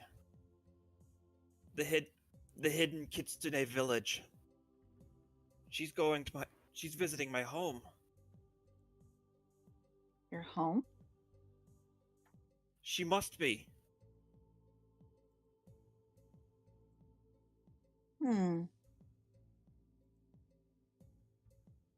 You have any idea why she would go there? Maybe it has to do with her history with Kagura. Ooh, meeting two of them in one place would be interesting. Would make sense. Well, if they're both there, then that means we can figure out what grandfather was trying to tell us earlier when we were back on that world. Does Elnath even know where he's going? That's the concern, isn't it? She says with a troubled Yeah. smile. That's the big question. With his record the way it is, we either need to track him down first and help him probably get there, because we know where Lady Brewer is, or go to apparently your home, dear Ryu, and see if maybe we can either beat him or meet him there. We have sending. We could just ask him where he is and say, "Hey, we'll pick you up." He might not answer me. Well, you can still send it to him, and he doesn't have to answer. That's true. At least give him as passive direction as you can, please, and hope that he follows it. All right. He puts a hand up to his ear.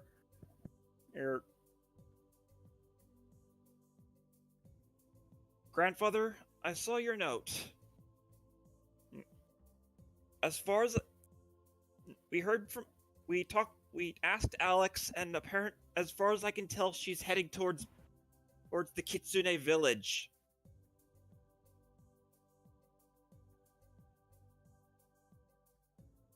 There's a long bit of silence.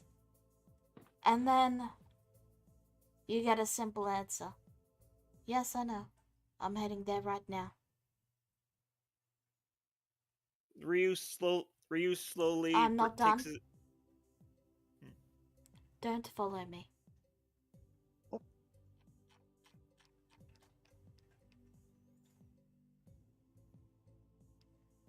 Ryu brings his hand down from his ear and just lets it slump back to his side.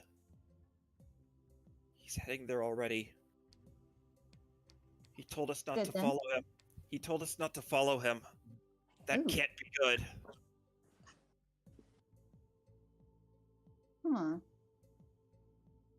She taps her chin thoughtfully. That's curious, isn't it? He told you not to follow him. He didn't tell any of us not to follow him. Well, whether it's me or us, whether it's me or you guys, we're going after him. If this concerns my home, You, dear? She holds up a hand. No one said we're not going. And neither are we going to stop you either. And then she gives a grin. After all, it has been a little while since I've touched up with Lady Rura. Might be best to check up on her. And if we just so happen to also meet your grandfather along the way... Whoops. Either way, if we chase your grandfather, you're just chasing us chasing your grandfather. let's not. My freaking is my page lagging? I think my page is lagging. I can't click anything out. Just keep talking. Anyway, Ryu heads storms outside to look for Cricket. You find him? Cricket, we need to go to the Wildlands now. Okay. He slowly walks over to the owlhead and just says, "Go to the wildlands."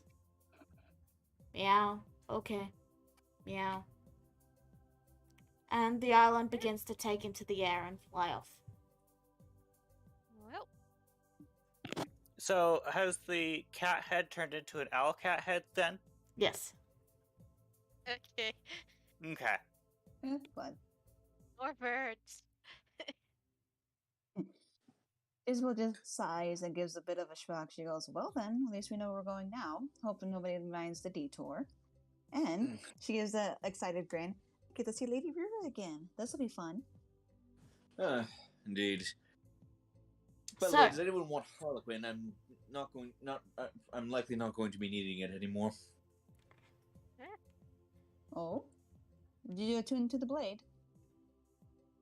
Yes, and it's what I think it was. Yes, and it's what I thought it was.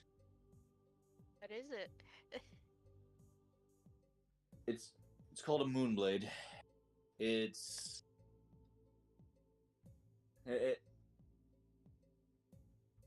important. It's very important to my people, and when one lets you attune to it, it's kind of a big deal.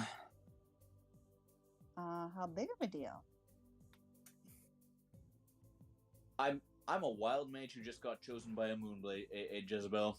I don't even want to guess what the court's reaction is going to be. I mean, I've never really got the sword space to you, Korax. I mean, I never really got the aversion to wild magic myself. I mean, magic is magic, you know? I mean, I'm Well, my technically a magic form of wild magic myself. I blew up Galatine. I blew up my wet nurse when I was a baby. They're right to fear it. Guillotine? Who's that? It's the sword's name. Wait, the sword can talk? You named it? It told me its name. It can talk? Your sword can In my talk? head. In my head, but yes. Jezebel goes over and feels Corax's forehead. Are you alright, dear? It's magic, Jezebel. I'm fine. Now, back to the original question: does anyone and does anyone want Harlequin? I'm not going to be needing it anymore, although it served me very well. Well, go on. Sell it. Well, you guys can decide what to do with it later. For now, is that everything everyone wanted to do before we wrap this session up? Except for you, Yep. Jezebel. Okay. In that case, we can do a scene. No. Let me just change the music. Nope. Not that one. Fine, let's try this one. I gotta find the right music, it's important. Oh boy. Oh I'm afraid what are you boy. gonna choose? This will do. This will do. Uh, So, while everyone is going to sleep, including an exhausted Scree, everyone else And Cicada. and Cicada, everyone else has begun to head upstairs and head to bed. Cicada, you've actually been asked by Cricket to wait behind while everyone else goes to bed. And you can actually see he's in the kitchen making something. Okay. As he's cooking, Jezebel, would you like to come down the stairs? I must. You're kind of footsteps coming down. As she comes down, you just hear one quick exasperated sigh. And she walks downward, and you see. Wait, Cicada's down there, right? Yep, Cicada is waiting because Cricket told her to wait. Okay. She comes down, and she blinks surprised for a second, and she goes, Cicada? And you see her wearing a very pretty fancy red dress.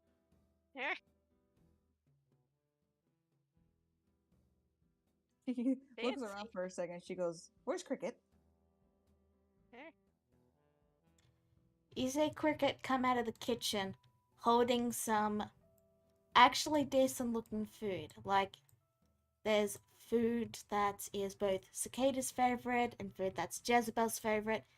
And he begins to set the table, lighting some candles. My God.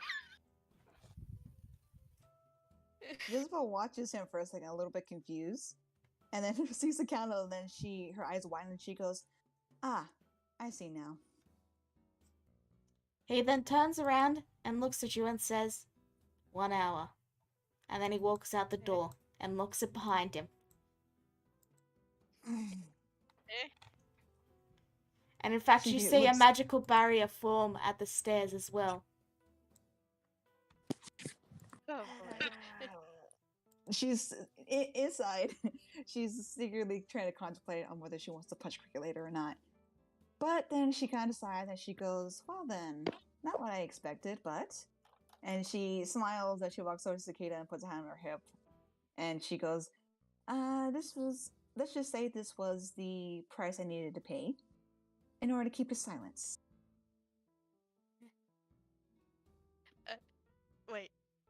Is this a date? She can't help Like- but give a bit of a teasing smirk, and she leans down close again. She goes, "Only if you want it to be." Oh my God. If birds could blush.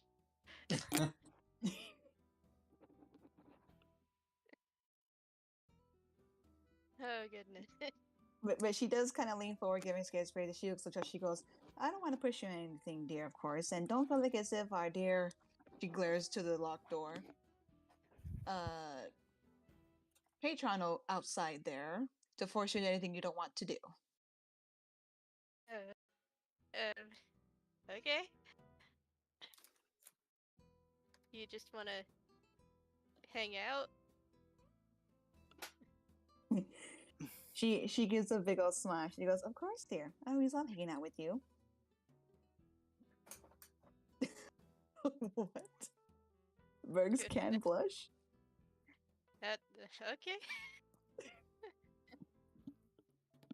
So Jezebel walks over and, like, with the kind of smooths her dress down as she sits in the at the table and scoots in, and then she looks where she goes, "You really went all out with this. Well, he may not be my master chef, but I don't want to waste food, of course." Yeah, he really did. He's got Surprisingly,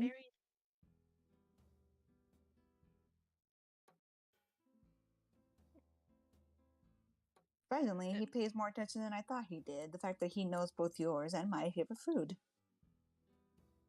He learns quick. Well, because he's so silent, he observes everything. Some would find that Yeah. creepy. endearing, I guess. To an extent. But I'm starting to kind of learn to deal with it, I suppose. Yeah. She just sighs and then she looks at the kid. She goes, "So, you liking your new wings?" Yes. I've been flying around for an hour. Indeed, it was nice to see you so happy. Eh. Blushing even more. Soon, you'll be able to meet, I guess you can say maybe not client, even though I do work for her sometimes. You'll be able to meet Lady Brewer here pretty soon. She too loves to fly. Another bird person. Indeed, she's an Aarakocra, so she's flown her majority of her life. So you'll have a flying buddy. Eh. That'd be really nice. She puts her hand to her chest. She goes, "I am jealous, though. I almost wish I could have wings like you." I mean, you almost had wings. But maybe we shouldn't talk about that. Not the way I wanted them, she says with No. a sigh. Those are Hmm. more mutations, as yours look more natural.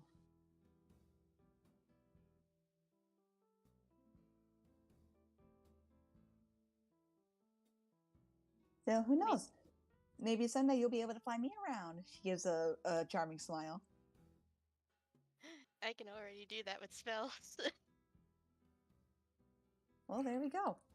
Hopefully, when we meet Lady Rura and like that, we can have a chance to fly around. When we've had our rests and all this is done over with. Yeah, it'll be great. She gives a charming smile and fond smile to Cicada and then starts to eat her food. Yeah. Romantic music. Oh,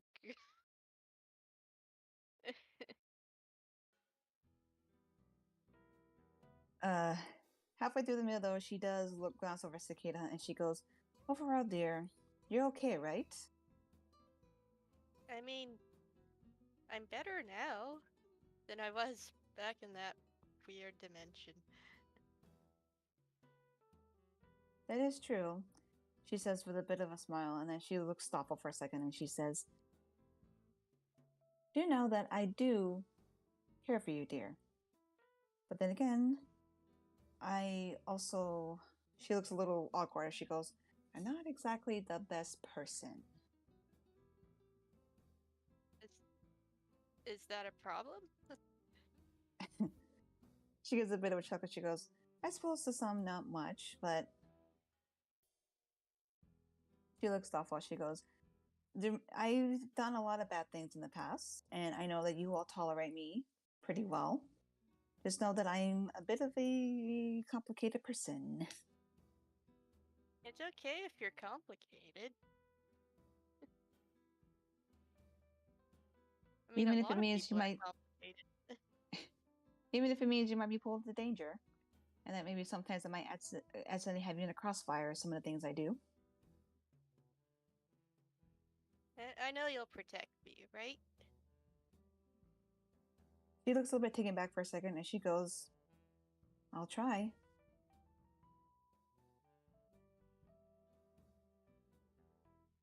And she looks kind of sad for a second. "I have failed once with my brother, as you know. So there are some days I do doubt whether if I'm good enough or not." Well, if it means anything, I think you're good enough for me. More than enough, really. She looks surprised at this for a second, and then she actually puts a hand to her chest. She goes, "Oh, my dear, you are the sweetest." I am definitely not good, not worth you. I don't think any of us are. Everybody is worth it to me. But you especially. She looks quite touched by this, and then she gives an actual like real smile, and then she says, Don't ever change, dear.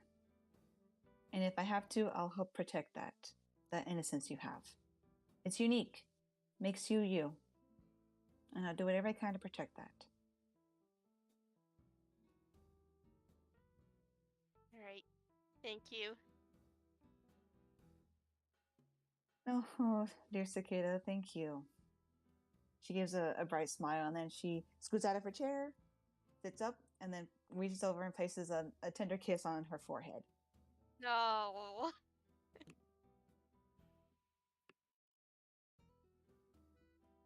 She then leans back and she goes, well, I don't know about you, but I am completely and utterly exhausted.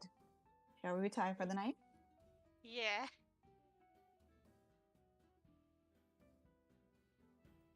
As you Just look. as you move to retire for the night, you see the barrier, and there's another sign that says 1 hour on it.